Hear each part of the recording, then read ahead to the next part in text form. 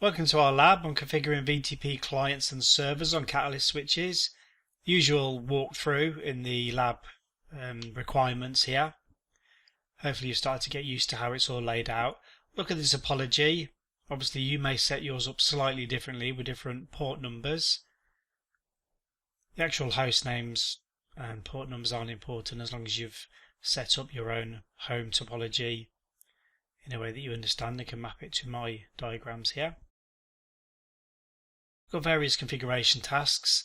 I've already set the host names for all my devices, and you know how to do that already because we've covered the hostname command.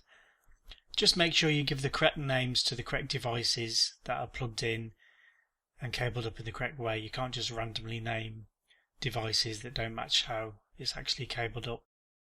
Otherwise you'll be configuring the wrong device. So VTP domain Cisco.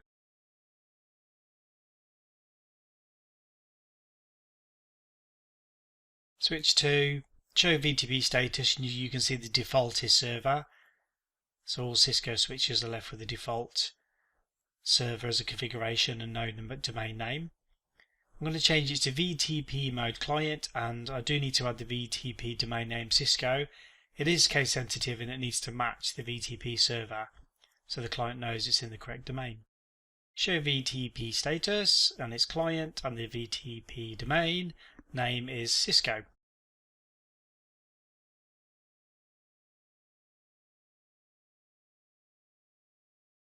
I'll just reference back to the configuration tasks to give myself a memory jog, and you can obviously print yours out or check on your screen.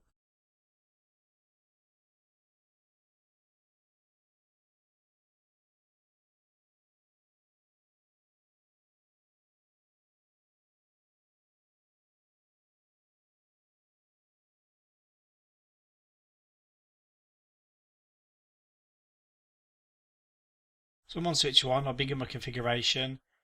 Interface fast Ethernet 0/1. I've written fast for short, which should work. If it doesn't in the actual exam, just type out fast Ethernet. Switch port mode, what we're looking for? Well, we want a trunk between switches 1 and switches 2. So config T, interface is fast Ethernet 0/1, switch port mode trunk, and I've shortened that in the command line there. Show interfaces trunk, and I can see my fast Ethernet is in trunking mode. The default is 802.1q, which is in fact the only mode on the newer models of Cisco switches that are shipping. You don't have to worry about ISL. If you've got an older switch, then you'd need to set it to 802.1q.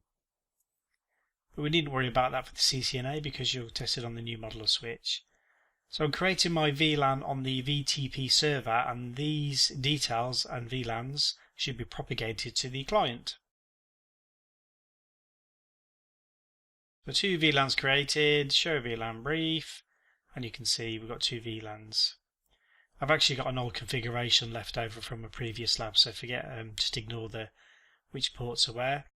Show VLAN brief, and you can see the 2 VLANs have been created on the client side, switch number 2.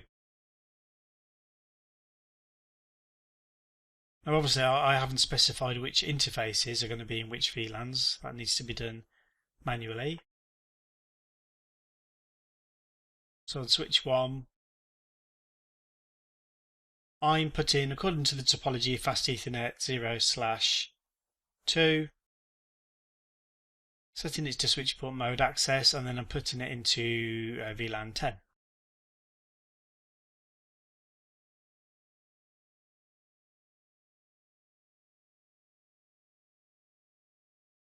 Normally you'd have a host connected, but just to make it easier, I'm connecting a router.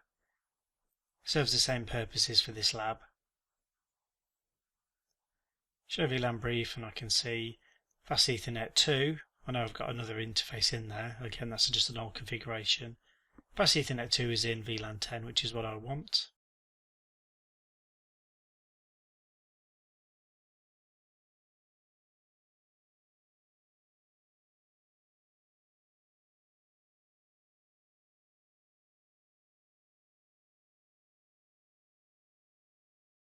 Switch number 2, our configuration now. Again, fast Ethernet 0/2. Switch port mode access, and then I need to put that into VLAN 10 also. So this will ensure that both of the hosts connected, one on switch 1 and one on switch 2, are both in the same VLAN. They also need to have IP addresses in the same subnet because we're going to be doing a ping from one host to another host just to prove off the configuration.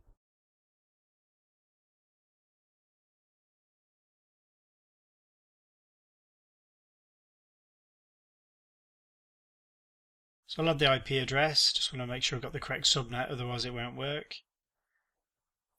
And it's 28-bit mask.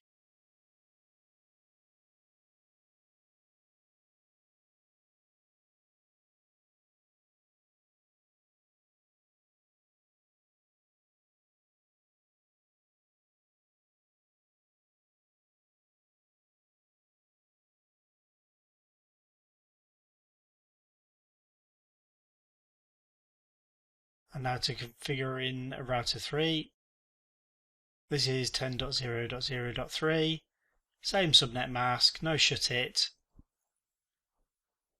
I'll just check on the switch. Switch 2. The router 3 is connected to. And you can see the interface has come up.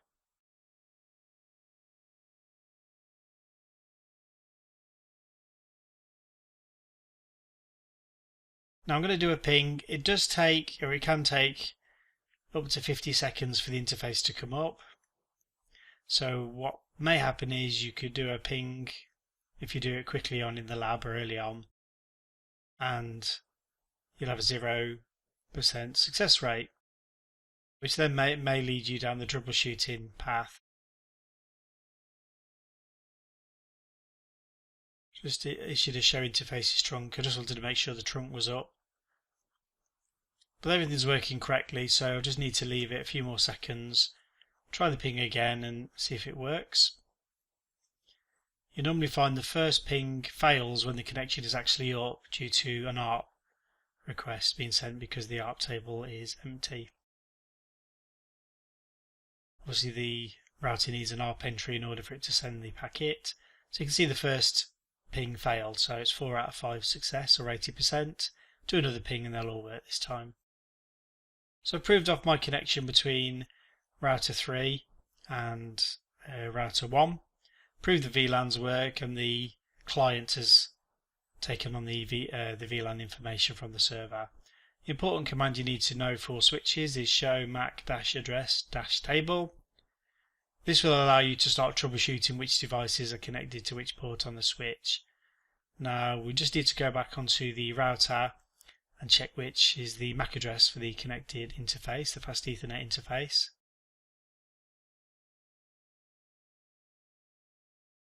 Show interface fast Ethernet 0/2.